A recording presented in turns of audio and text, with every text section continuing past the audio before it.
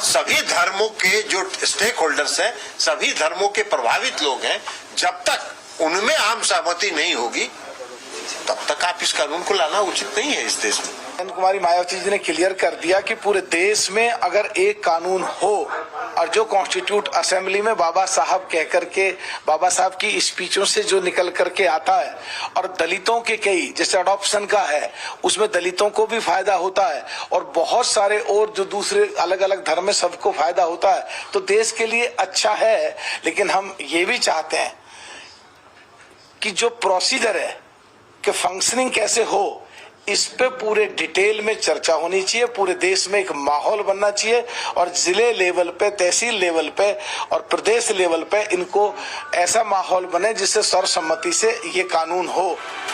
मुस्लिम संगठन और मुस्लिम नेता भले ही यूसीसी का विरोध करें, लेकिन मुसलमानों का एक वर्ग है जो इसके समर्थन में है। वहीं यूसीसी पर सिख समुदाय भी अपनी राय देने की तैयारी कर रहा है।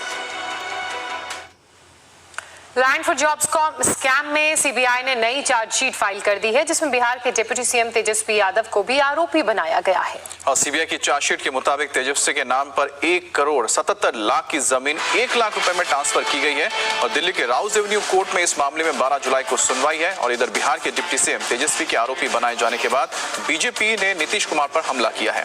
तेजस्वी को मंत्रिमंडल से बर्खास्त करने की मांग भी इस दौरान बीजेपी की तरफ से की गई। नौकरी के बदले जमीन संबंधित कथित घोटाले की जांच कर रही सीबीआई ने सोमवार को दिल्ली के राउज एवेन्यू कोर्ट में फ्रेश चार्जशीट दाखिल कर दी। सीबीआई की नई चार्जशीट में पूर्व रेल मंत्री लालू यादव, उनकी पत्नी राबड़ी देवी और लालू यादव के छोटे बेटे और बिहार के डिप्टी सीएम तेजस्वी यादव समेत 17 लोगों को आरोपी बनाया गया है। सीबीआई ने जो नई चार्जशीट दाखिल की है उसमें कहा गया है कि तलाशी के दौरान एक हार्ड डिस्क भी बरामद की गई। हार्ड डिस्क में कैंडिडेट की लिस्ट थी। 2007 में एक निजी कंपनी के नाम पर 10,83,000 रुपए में एक जमीन खरीदी गई। राबड़ी देवी और तेजस्वी यादव कंपनी के ओनर थे। साथ ही कंपनी ने कुछ और जमीन खरीदी। 1,77,00,000 मार्केट वैल्यू की जमीन को मात्र 1 लाख रुपए के शेयर ट्रांसफर के जरिए ट्रांसफर किया गया। चार्जशीट दाखिल होने के बाद बीजेपी ने डिप्टी सीएम तेजस्वी यादव को मंत्रिमंडल से बर्खास्त करने की मांग की है। नीतीश कुमार को तेजस्वी यादव को अविलंब मंत्रिमंडल से बर्खास्त करना चाहिए, क्योंकि भ्रष्टाचार से जुड़े मामले में आज राज्य के उप मुख्यमंत्री पर सीबीआई ने चार्जशीट फाइल कर दिया है। मैं नीतीश को याद दिलाना चाहूँगा, जब लालू यादव पर चारा घोटाले में चार्जशीट फाइल हुई थी, उस समय नीतीश कुमार उनकी पार्टी ने यही मांग की थी कि लालू यादव को बर्खास्त किया जाए। तो नीतीश जी, अब तो आप राज्य के मुख्यमंत्री हैं, आप कहते हैं कि भ्रष्टाचार से कोई समझौता नहीं करेंगे, तो जब भ्रष्टाचार से जुड़े एक मामले में जो रेलवे की नौकरी के बदले जमीन लिखवाने का मामला है, इसमें आपके सहयोगी जिनको आपने अपना उत्तराधिकारी घोषित किया है वो चार्जशीट हो गए हैं, तो क्या अभी भी आप उनको संरक्षण देंगे या आप अविलंब उनको मंत्रिमंडल से बर्खास्त करेंगे? दरअसल लैंड फॉर जॉब मामले की जांच कर रही सीबीआई ने नया केस दाखिल करने के बाद ये फ्रेश चार्जशीट दाखिल की है। सीबीआई की तरफ से लैंड फॉर जॉब केस में 7 अक्टूबर को एक चार्जशीट दाखिल की गई थी। इसमें लालू यादव, राबड़ी देवी, उनकी बेटी मीसा भारती समेत 16 लोगों को आरोपी बनाया गया था। इस आरोप पत्र के आधार पर सीबीआई की राउज एवेन्यू कोर्ट में सुनवाई चल रही है। नई चार्जशीट आने के बाद जहां बीजेपी आक्रामक है, तो वहीं आरजेडी और जेडीयू ने पलटवार किया है। पहले से ही उम्मीद थी कि होना है। आपको याद होगा कि कुछ दिन पहले तेजस्वी ने खुद कहा था कि चार्जशीट दाखिल होने वाला है और उसमें मेरा नाम होगा। तो अभी जो माहौल है और जिस ढंग की राजनीति भारतीय जनता पार्टी और नरेंद्र मोदी जी की सरकार कर रही है, उसमें यही होना था। अभी महाराष्ट्र में क्या हुआ वो उसको सब लोगों ने देखा है। इसके बावजूद हमारी राजनीति में कोई बदलाव नहीं आएगा अगर ये गलतफहमी में है नरेंद्र मोदी जी और उनकी सरकार कि इसकी वजह से उनके सामने आत्मसमर्पण हम कर जाएंगे।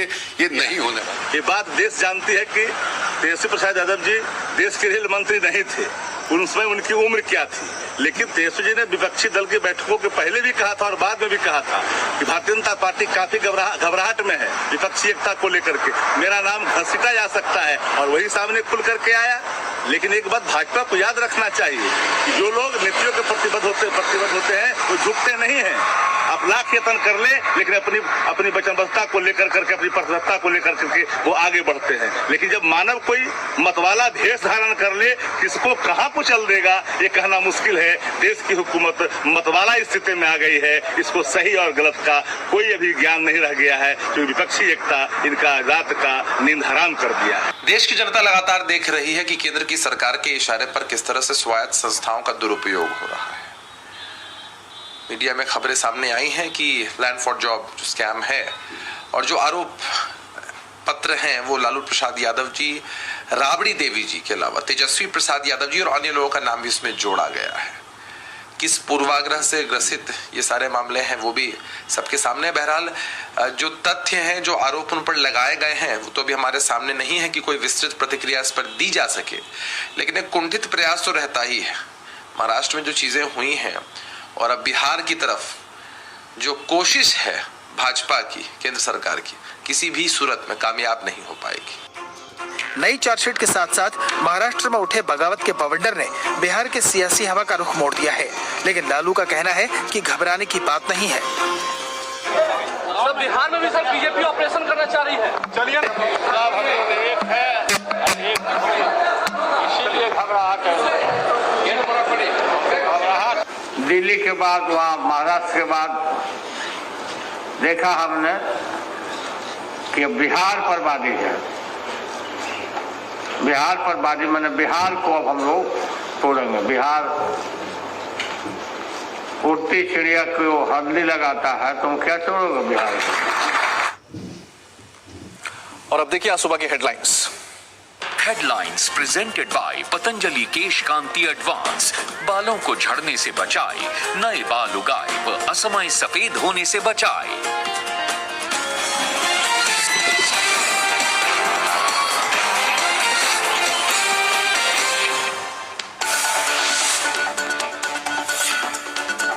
अजीत पवार की सरकार में शामिल होने के बाद एनसीपी पर कब्जे की जंग तेज हुई। दोनों गुटों ने अपने को असली एनसीपी बताया। आज एनसीपी के नए दफ्तर का शुभारंभ करेंगे अजीत पवार। विधानसभा स्पीकर अजीत पवार सहित 9 विधायकों की अयोग्यता पर लेंगे फैसला। केंद्रीय मंत्रिपरिषद की बैठक में पीएम मोदी ने दिया जीत का मंत्र। करीब 4.5 घंटे चली मंत्रिपरिषद की बैठक। पीएम मोदी की विदेश यात्रा के साथ 2047 के रोड मैप पर बैठक में चर्चा।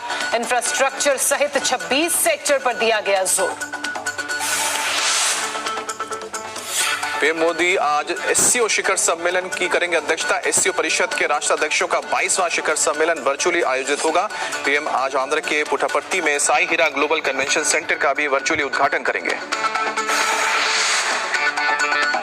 यूनिफॉर्म सिविल कोड को लेकर पार्लियामेंट्री कमेटी की बैठक जारी। कमेटी के चेयरमैन सुशील मोदी ने आदिवासियों को इससे बाहर रखने की वकालत की। जमीयत उलेमाए हिंद ने यूसीसी को कड़ा विरोध किया।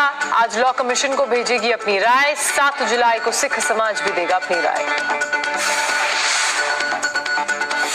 सावन मास की शुरुआत के साथ यूपी समेत देश भर में आज कांवड़ यात्रा की हो रही है शुरुआत। इस बार 2 महीने का है सावन। यूपी में सीएम योगी के निर्देश के बाद प्रशासन सख्त सीसीटीवी से यात्रा मार्ग पर निगरानी। कांवड़ मार्गों पर नॉनवेज खाने पर प्रतिबंध।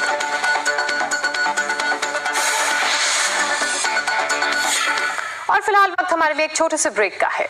और ब्रेक के बाद देखिए गुरु पूर्णिमा पर कहां हजारों लोगों ने किया भगवत पाठ।